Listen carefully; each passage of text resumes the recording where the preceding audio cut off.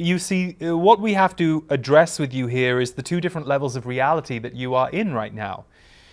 You are in the reality of your soul, which came here to experience this passage of time on earth and is very clear about what's going on here. And then you are in the reality of your human. And your human has a very different idea about what's going on the planet, mostly composed of what your human has been trained to see, believe, and feel and know. So, from a young age, you have been told what the world is. You've also been told what the world isn't. You've been told how to think, how to feel. You've been told this is how society is organized and this is your place within it. Perhaps you have been told that you are someone who is marginalized because of the color of your skin or your sexuality or even your gender and how that has affected your relationship to being a human being. So you see, there is the level of the soul, which is what we might refer to as all-knowing, and that doesn't mean it knows every single part of your future, for free will is involved for you as a human soul. But it does mean that it is far less perturbed by those human events that can distress you when they collide with either a belief of yours or part of your ancestral programming. So, what we mean by this is there are energetic imprints that get left ancestrally on the planet all of the time. So, at the moment, you have just come through a 50-year period where a great deal of suppression templates are getting slowly lifted. So, for example, if you go back to 1973, there are many different positives that you are experiencing right now in 2023 that were not there in 1973. There are certain levels of freedom and equality that were not in existence now. We know that many of you will immediately argue and say, well, actually, right now there are threats to freedom, there are threats to equality, and we are not disputing that. But we are saying that where you find yourself today, there is a great deal of progress has happened in that time. And that is something that you sometimes forget with your minds because your body still carries the imprint of prior to that time. It is why many of the issues on your world take a long time to heal. So for those of you who focus on racial equality, racial justice, it is true that there is an imprint that is still running through all on the planet around themes of race, supremacy, oppression, that is still lingering. And it shows up in people's behaviors, actions, words. It shows up in people's bodies. It is still an imprint on the planet that is yet to be fully dissolved. But is it dissolving more than before? Yes. Is it also reaching a boiling point in many ways? Yes, but so are many areas of inequality and oppression. Notice how the tolerance level that you as humans have at this point for that which is not equal is becoming less and less. And some of you say, well, that's simply because we are seeing how oppressed we are, or how imbalanced things are, or how it is the 1 and the 99%. And we would say, no, not necessarily. We understand that's how you're seeing it, how you're focused on it, but it's actually that this is a time where equality has to rise to the surface. For the earth cannot continue to play the game it has been playing for so long and still survive. So you are at this point, this choice point in your history where a lot has to change. And of course that is uncomfortable, for there is resistance to that change from individuals, from systems, but there is also the birthing of a new way of being and a new tribe on the planet. And we know that some of you worry that people seem distracted, or as you might call it, asleep. But remember, it does not need 50% of you to be awake and pioneering the future.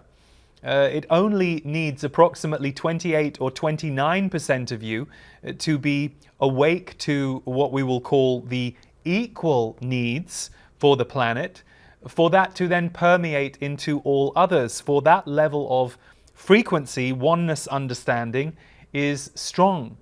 And it is stronger than what you might call lower vibrations that want to keep you stuck in the past, held in the past, back in the old paradigm, the old way of doing things.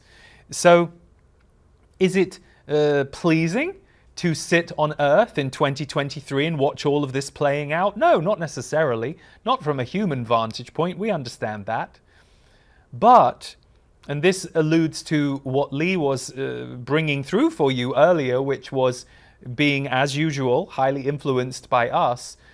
Where is your focus? Where is your focus? Not because we are telling you to stick your head in the sand or not focus on things that you want to keep your eye on, but to truly monitor where is your focus, in much the same way that a very relevant debate today is, have you sat on social media for 12 hours a day and your mind has become fed by what you call the algorithm? Well, then you are focusing on being fed by something else and not necessarily coming back to check your own levels of nutrition, your own levels of choice around the food group you might want rather than what's being fed to you. So as with all, balance is key. So if you are only focusing on the negative in the world, if you wake up and can't wait to start reading more articles that confirm for you that the world is doomed and thus so are you, that will be the reality you live in. So again, we are not saying this is not a challenging time. It is. It was always going to be. But the way through those challenges for you as an individual and for all of you as a collective is, where can I bring life? Where can I bring life? For myself or for others? And for some of you, bringing life will be as simple and as enormous as raising a child right now. For others of you, bringing life might be you are here to pioneer new ways for the future that your society is going to need. You might be a scientist right now working on technology that can help, and that technology may in fact be digital, or it may be very, very what you would call 3D, three-dimensional. You might be someone who is here to work on behalf of justice, not to, shall we say, wipe away oppression, but instead to focus on freedom for all. And you might want to argue these terms. You might want to say, well, freedom doesn't exist on the planet. This is not a free planet. And we will say that is not true. Freedom exists everywhere. It might not be woven into your system at the highest octave or in the way that you will see it in the decades to come. But freedom is everywhere. It is within your own mind. It is within your own heart. Many of you have a freedom of choice that even with some of your circumstances that you would say limit you, is far greater than you might have had if you were on this planet 80, 90 years ago. Now, of course, freedom is a debate on the planet right now. For there are many reasons for many of you to want to protect and preserve and defend your freedom as people. But we are speaking about the freedom of consciousness. And the freedom of consciousness is very important. The reason that consciousness has been so, shall we say, edited out of your education is because consciousness is incredibly powerful. So consciousness creates in form. If you don't tell people that, form won't change. But if people start to realize that their consciousness has a manifestational effect on form, the world starts changing in powerful ways. And any forms that are built based on the old paradigm do not sustain. They cannot be upheld, for the consciousness of the people cannot be contained by it. Old paradigm requires old consciousness.